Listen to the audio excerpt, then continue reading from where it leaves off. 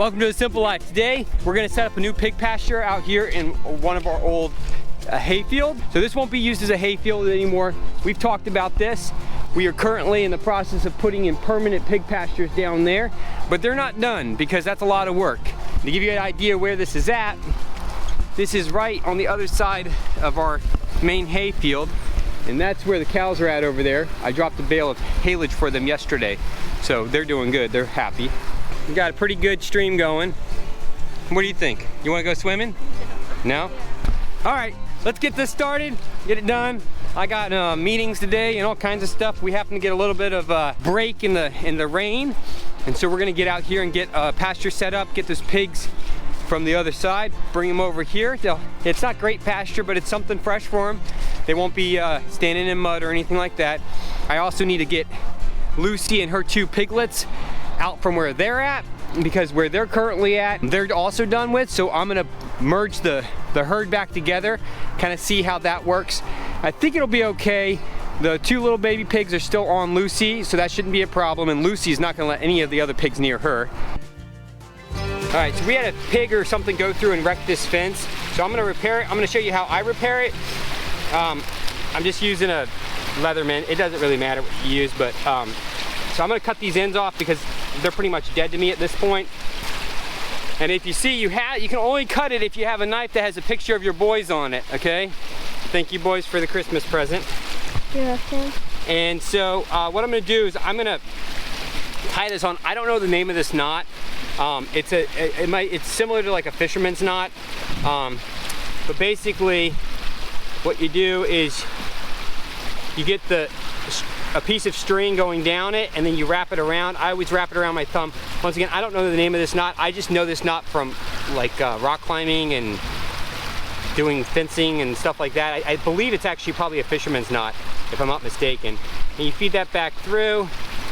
It's a little bit like a hangman's noose knot. Okay, and then you tighten it up and you dress it up a little. And what I mean by dress it up is just make sure it's nice and organized. Okay, and what that does is gives me a lot of surface area on this other string, okay? And then I'm gonna come down here and I'm gonna pull this about as tight as I can get it.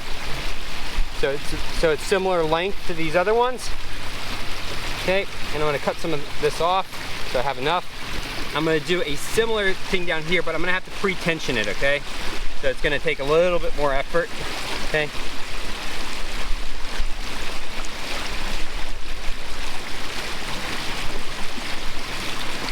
You could probably do something else too. I'm sure there's other ways to do this.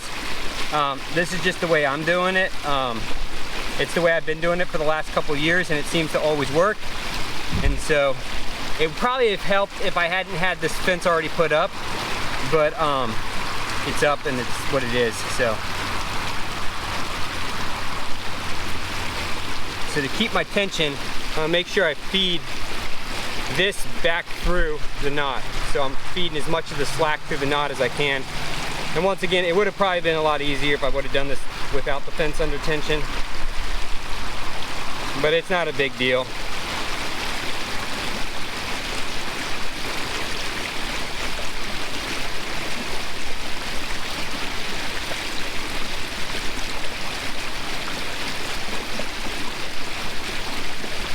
That's pretty darn good right there. And then I'll take the rest of this and just create some hitches. There's a bunch of hitches so that string's in contact the best I can get it. Are you going to put 2 more strings? Yes, I am, absolutely. But the bottom one is kind of the hardest one because that's going to be the one that's going to want to fight me. The rest of these will be a lot easier now.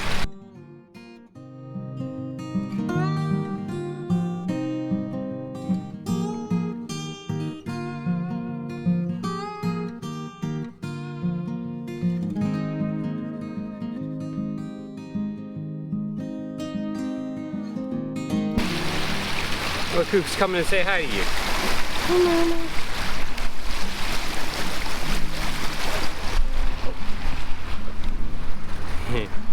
She's getting all up in your business, isn't she? Yeah. That's okay. So it's all nice and neat now. There's Norma Jean and Papa over there. All right, so we got the pasture set up. We end up changing And we're not trying to leave we end up changing the size of the pasture a little. I like it like this because it's long. We'll get the whole pasture chewed up and then we'll just keep moving them down. They'll probably stay in here a week or two, most likely. That would be ideal. And then we'll just move them down. And I'm sure there's folks gonna say, you're gonna ruin that field. I've ruined this field already a few times and we still cut hay off of it. I've already had pigs in here at least, yeah, I had pigs in here for 1 whole year. And then we came back then 2 years later and cut hay. It took a year, and during that year that it was self-leveling, because it just kind of levels itself back out over time. All right, we're gonna get this all wrapped up and bring the pigs over.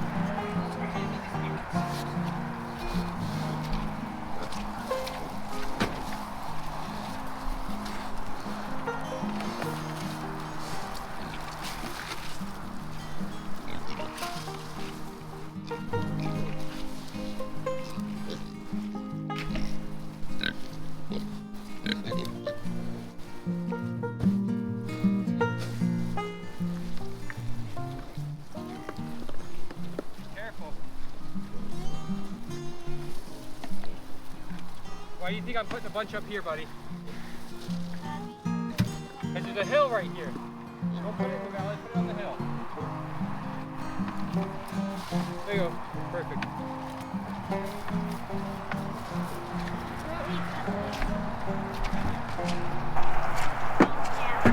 So that's to get the houses.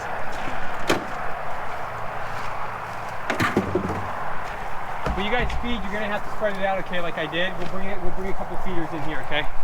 But you're gonna have to spread it out. If you don't spread it out, we'll end up with the moms fighting, and we don't want the moms fighting. So I've found that whenever you separate two sows and you bring them back together, there's always a little bit of ear biting that happens.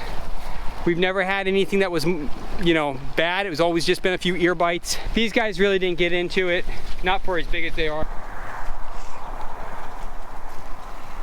Oh, Lucy just got kicked off of her feed spot. That's fine, there's plenty of feed around.